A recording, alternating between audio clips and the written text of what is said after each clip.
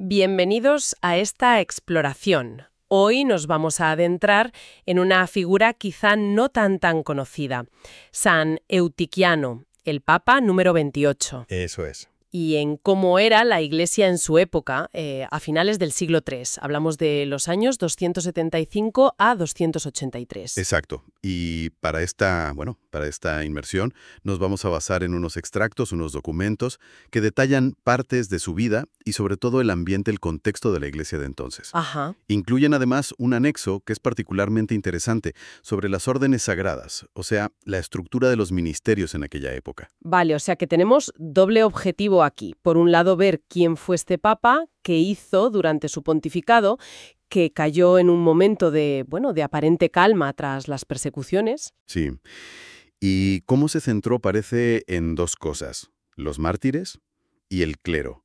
Y por otro lado, usar esto un poco como excusa, como ventana, para entender mejor cómo funcionaba la Iglesia por dentro en el siglo III. Justo. Queremos sacar las claves de su legado y de esa organización de la Iglesia más temprana. Bueno, pues vamos a ello, a desgranar esto. Primero, el contexto. Finales del siglo III, 275-283. Eutiquiano llega al papado justo tras la muerte del emperador Aureliano. Sí. Y las fuentes dicen que fue una paz aparente para los cristianos. Me imagino que después de tanta persecución, un respiro así permitiría, reorganizarse un poco por dentro, ¿no? Exactamente. Esa calma relativa parece que sí, que la aprovecharon para consolidar cosas internamente. Y el pontificado de Eutiquiano, que, no fue larguísimo, unos 8 años. 8 años. Parece que tuvo, según estas fuentes que manejamos, dos focos muy claros. Una atención, vamos a decir, especialísima a los mártires, Ajá. y luego un esfuerzo por organizar y también disciplinar al clero.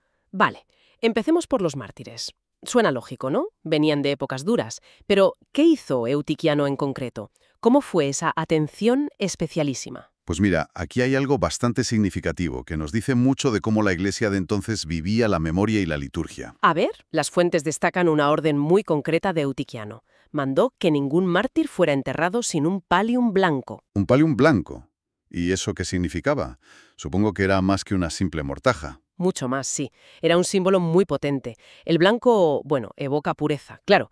Pero, sobre todo, era el símbolo de la victoria en Cristo. Ah, claro. El triunfo sobre la muerte. Era como un reconocimiento litúrgico visible de su testimonio final. Entiendo. Y lo interesante es que no parece que fuera solo una norma escrita. El texto sugiere que él mismo, personalmente, supervisó la sepultura de muchos mártires en las catacumbas de Roma. Vaya, supervisar entierros en las catacumbas. Eso es implicarse de verdad. No es solo dar órdenes desde lejos. Desde luego. Y esa implicación personal tenía un sentido teológico muy fuerte.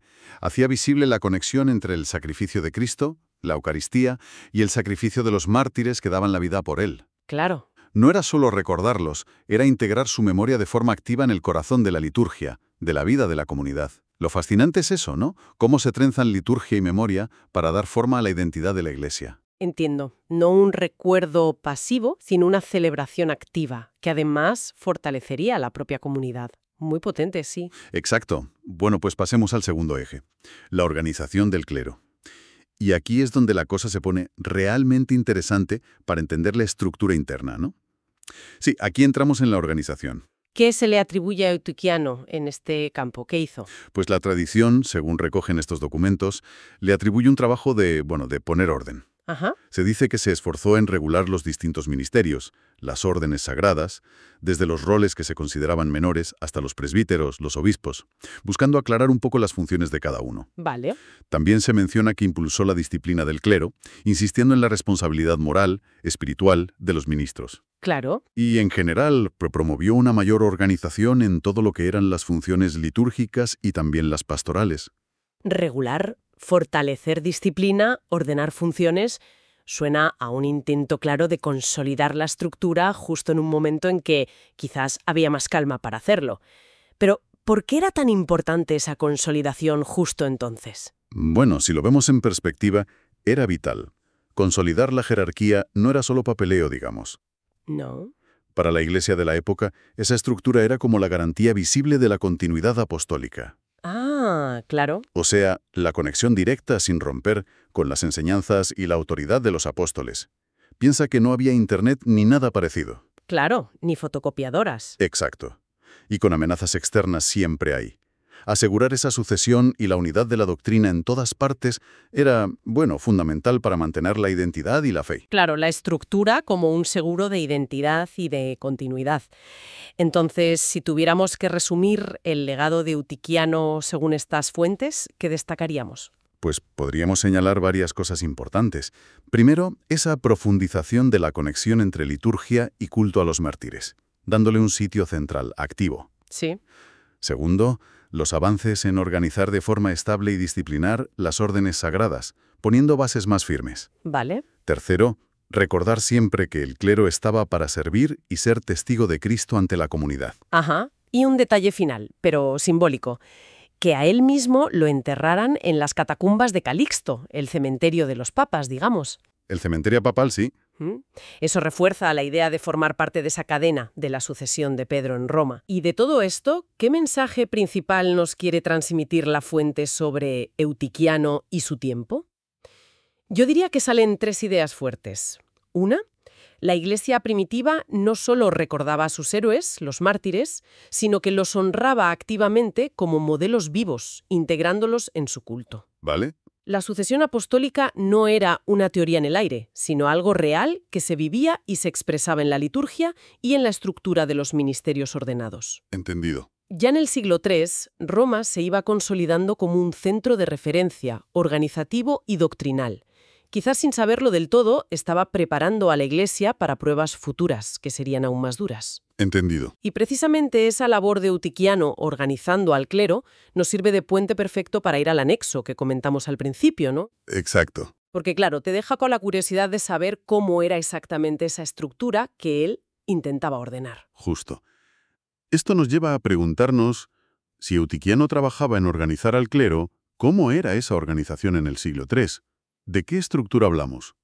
Pues eso.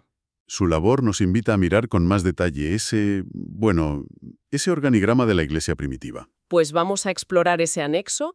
Lo primero que dice es que la Iglesia del siglo III ya tenía una estructura de ministerios bastante definida, que ellos consideraban heredada directamente de los apóstoles. Sí, la tradición apostólica. Y recalca que esta organización no era un capricho, sino algo esencial para poder transmitir la fe, celebrar los sacramentos, mantener la unidad, sobre todo en un contexto donde las persecuciones iban y venían. No era algo improvisado. Correcto. Y el documento pasa a detallar los distintos grados. Es fascinante ver el nivel de especialización que ya había. Empecemos por arriba. Venga. 1.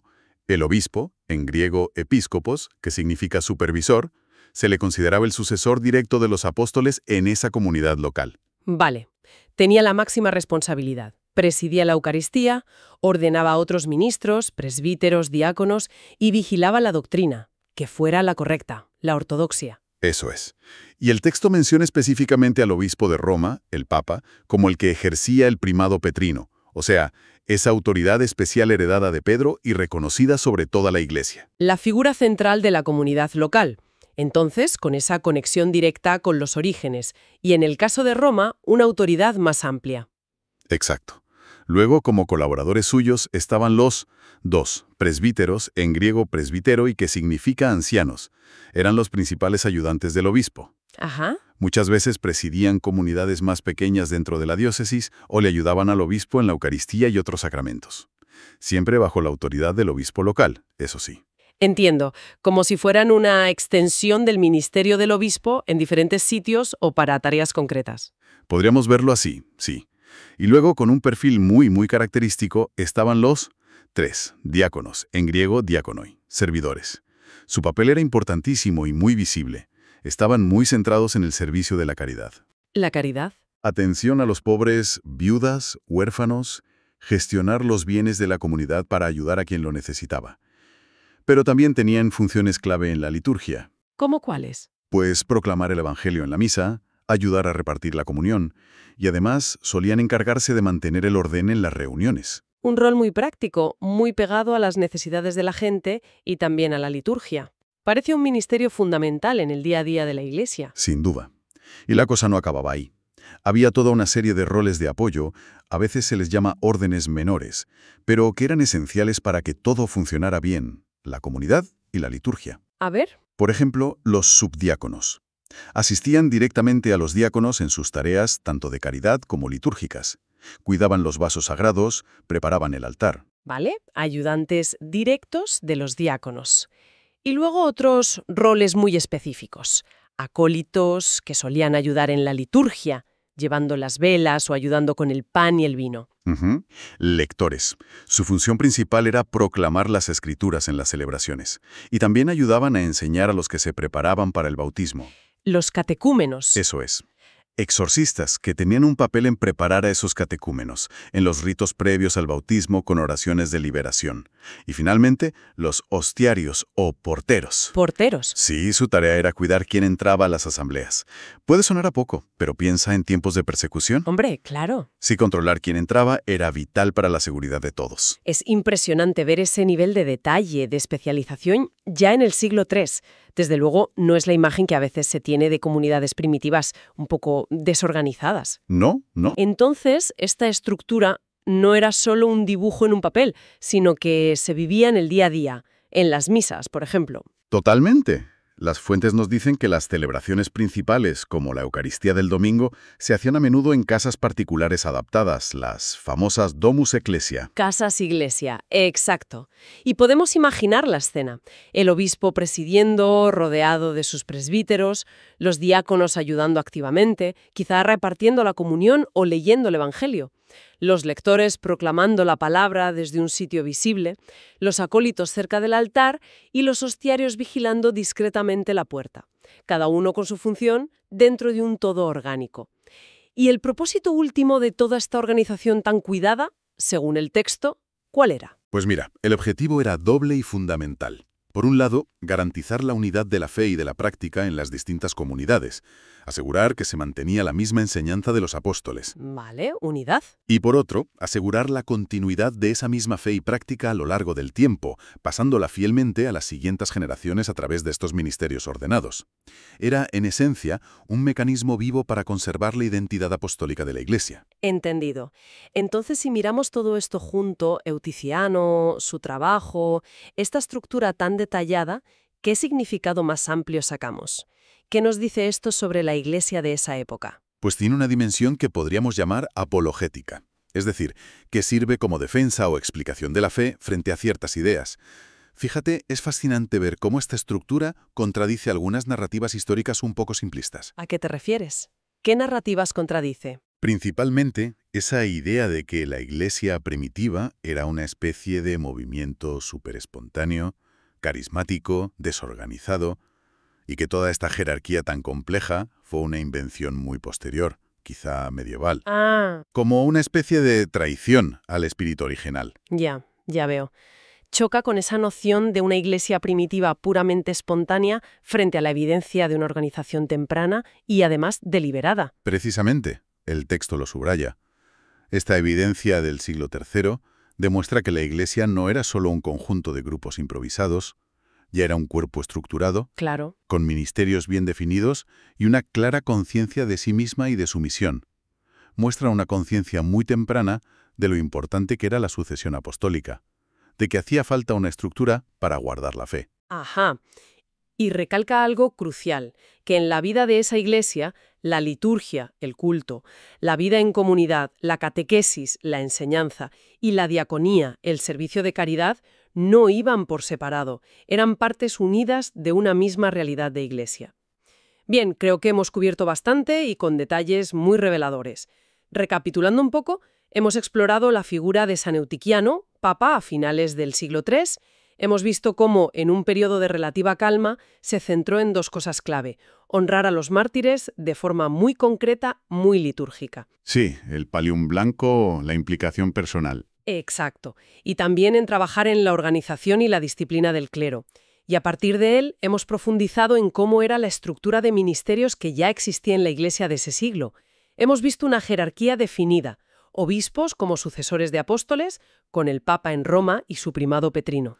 Sí, presbíteros, diáconos, con roles claros, y hasta toda una serie de ministerios de apoyo muy especializados, como subdiáconos, lectores, hostiarios. Ajá.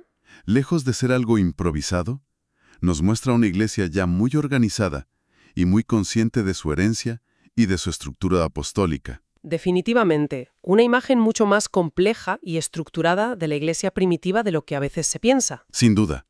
Y quizá, como reflexión final, vale la pena darse cuenta de que esta organización tan detallada, junto con esa veneración tan profunda a los mártires, no solo revela la vitalidad interna que tenía la iglesia en el siglo III, Sí. sino también su sorprendente capacidad de resistencia, su resiliencia. Era una comunidad que se organizaba, se fortalecía por dentro, cuidaba su memoria, preparándose así, queriendo sin querer, para las dificultades futuras, que como sabemos, llegarían, y con más fuerza. Y como solemos hacer en estas exploraciones, queremos dejar una última idea en el aire.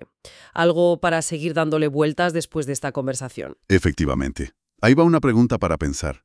Teniendo en cuenta esta estructura jerárquica que hemos visto, tan definida para la época, y esa identidad de comunidad tan fuerte, construida alrededor de la liturgia compartida y la memoria viva de los mártires, ¿de qué maneras concretas creen que esta organización interna y esta identidad tan marcada permitieron a la Iglesia no solo sobrevivir a las persecuciones que vinieron después, que fueron todavía más intensas, pensemos en la de Diocleciano, que estaba ahí mismo, Sí. sino que además eventualmente le permitieron llegar a influir tan profundamente en la sociedad romana una vez que pararon esas persecuciones?